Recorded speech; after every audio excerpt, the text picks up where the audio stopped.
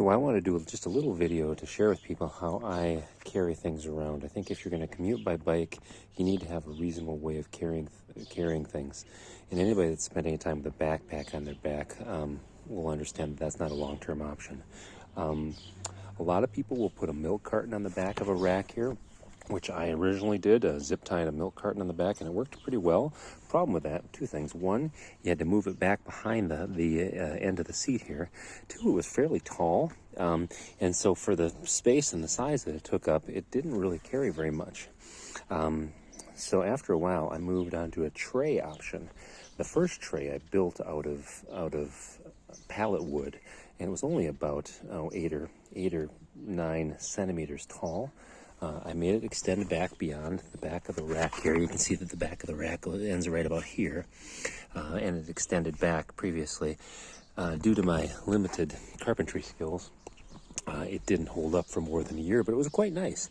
It was a little bit heavy because it was made out of wood, but I was able to strap a lot of things on top of it. I can put 3 or 4 bags of groceries in the back here, pick things up, make more spontaneous or spur-of-the-moment purchases. I liked having the tray, and actually one of the things I tried was this foldable tray option. This was really nice, and it gives you the option of putting it flat and carrying pizzas on the back, which I did probably a couple times a month, which is nice. And then it's got a mechanism where it folds, it stands up and looks a little more like a taller tray. Again, this one was a little bit too tall, so I had to slide it back behind the seat here, and I lost a little bit of the stability with that.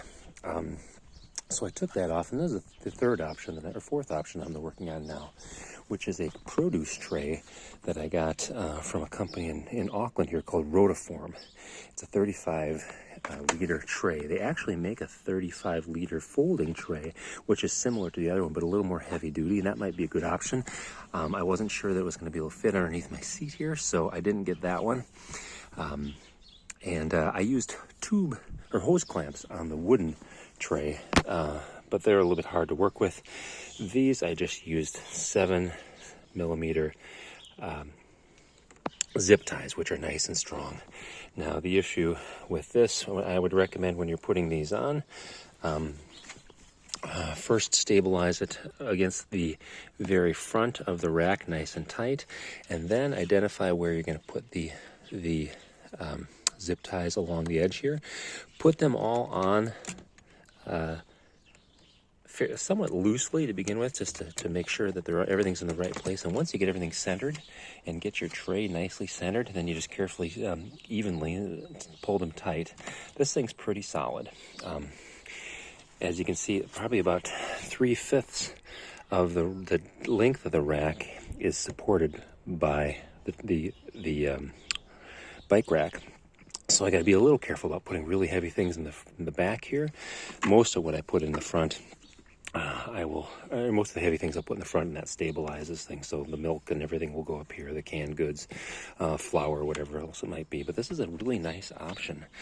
Allows you to spontaneously run to the store, carry things. I know I do have a cargo bike that I'll do for larger runs to the grocery store if I have a whole trolley full of groceries I need to bring home. But again, I go to the market or produce shop almost every day over lunch hour or at the end of the day just to pick up whatever we need. And this is a great option to do that. It's not very heavy.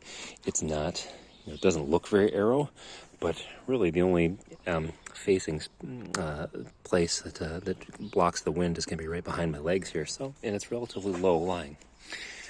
So there you go. That's my little tray setup. I think it's nice. I think, again, form doesn't always follow function. It's ugly, I'll admit it, but it gets the job done for my daily drive.